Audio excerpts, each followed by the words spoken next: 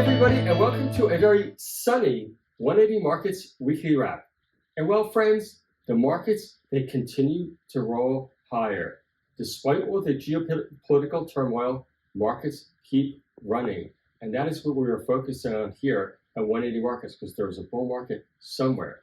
And Shaun, what did you see this week? Thanks, Greg. Yeah, we've seen a lot of green on the screen. There's a lot of buying in the market, and we're not finding that tax loss selling like we usually do this time of year. There were quite a few placements, which we'll take a look at shortly. And what else you Greg? Well, everybody, you need to watch towards the end of this video, because whether you like the markets or not, there are some incredible investing lessons that are going to be at your disposal, and it's all for free. That's right. Let's see what we got on the platform. Let's start with the 180 Markets platform. Quite a few raises on there now, but let's go back to the start of the week where we had PRM, Prominence Energy, raising money at 0.35. Now, Greg, I've been in there since 1 cent, and they raised at 0.35, so I've taken a big knock. And yeah, Prominence did a hydrogen acquisition, and I think it's just time for me to say goodbye, Prominence. You've been pretty shit and I've had enough. NMG, New Murchison, they raised money again. They are becoming a serial raiser. Now, companies like this, I feel, because of their liquidity, just get overvalued in the market, and it's so easy for them to raise money. 177 million market cap. I haven't looked at it closely enough to say it's overvalued, but have you ever looked at it in comparison to its peers? There is big upside there. Hard to tell exactly, Shaun. Yeah. Now, QPM, this is one that you followed. They went out to raise 8 million. Greg, how did they go?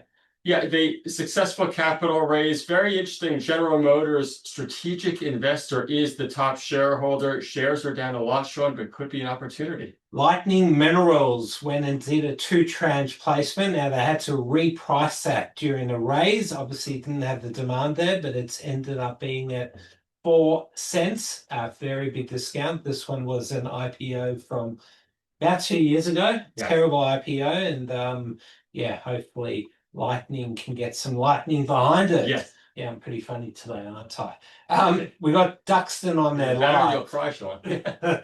Yeah, Duxton. Tell us about Duxton. Duxton, very interesting, Shaun. $4 billion capital raise to make an acquisition. But what's also very interesting is about 3 million of it is already done by insiders. So really a small raise with an acquisition could be good, Shaun. That's right. Now, the big one of the week was MTM. They went out to raise $50 million at 55 cents a share. An awesome performer. Now, look at that chart. That has been amazing. And if we look at the 5-year chart, it's was as low, Greg, as 3 cents a share back in the middle of 2024, raising money at 55 cents. So, and that's the opportunity on hand on the ASX, Shaun. That's right. Yep, that's the ones where you see people making money. I just wish I could have more of them.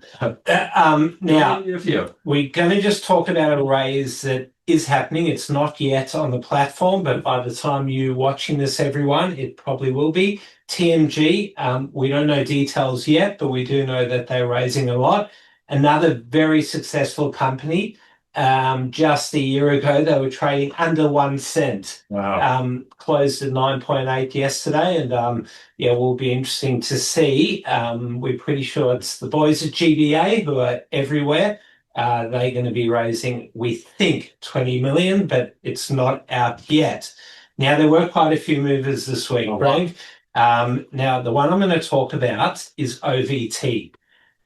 I've got to be careful what I say, but I was watching it, I think on Monday, Tuesday. There was a lot of buying, and I couldn't work out why. And then the next day, they made an announcement. Now, I don't know who was buying. I don't know who knew anything. They made a pretty decent announcement for a pretty shitty company. And this is one that I don't like a lot. I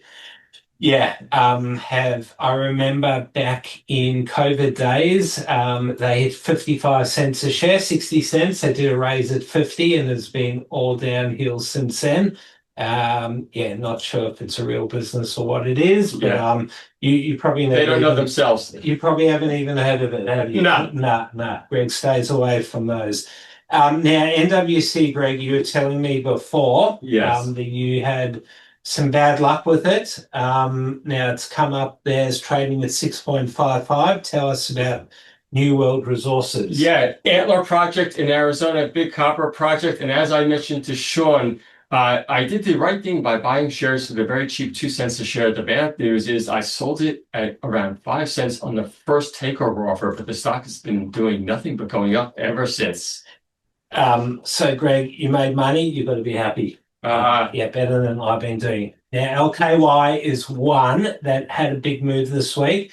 Now, as most of you would know, it follows DTR, Dateline Resources. Yes. This was one as well that was trading at 0.4 or something. One of the biggest runners we've seen in a long time, went as high as 14 cents recently.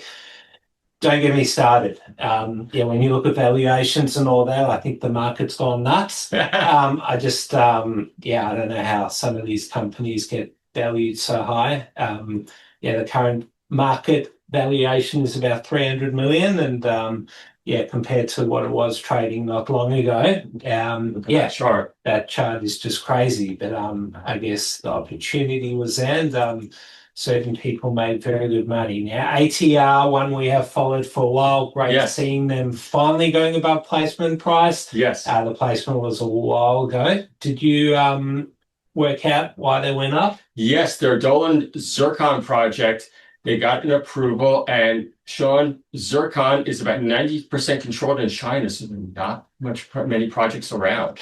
Now, we didn't do a wrap last week, but I just want to go into a few stocks. Now, AMI, Aurelia Metals, used to be a favorite of mine. Greg, take a look at that chart. I was holding quite a few when they announced and took a hit. Shaun, I have to stop you. Just tell people, what do you do when this happens to you? Because this happens to everybody sooner or later. That's right. Look, it's part of the game. Unfortunately, I have had a few of them this year where you get caught on the wrong side of an announcement. I did have quite a big position. I have sold out now, took about a 35% hit. It's not a good feeling because when you've got a big position and you lose on it, it takes away quite a few gains. Yeah. What I do is I sit back and I don't do much for the next couple of weeks. I try and think what happened, and instead of trying to make back the money straight away, which I know a lot of people try and do, right. Me, I used to do it a lot, and sometimes you can, but most times you can't. And most times by over trading in that situation to try and make back the money, you'll end up having double losses. So I've gone pretty quiet in the last couple of weeks, and just trying to regroup and hopefully have some big wins. Another one that I got caught in as well was Dreadnought, DRE. Right. The same thing happened on the wrong side of a bad announcement. It sucks, but it's all part of the game, and you hope over the long term you can be in more lucky winners through good announcements and unlucky. And But in the short term, you can't go from reverse to drive right away. You've got to stop in neutral. 100%. For me, I know I do like to gamble sometimes, and I know myself that if I didn't slow down, I would go too hard. And I just feel like it's much better slow down and regroup the thinking and come back, maybe in a couple of weeks. So, hopefully people learn from that. I probably never will learn, but anyway, it's a long game. Greg, much planned for the weekend? Nope. Very, very quiet weekend, Shaun. And what about you? Are you dealing with another loss? After last night, Carlton, don't even get me started. Okay. Have a great weekend, everyone.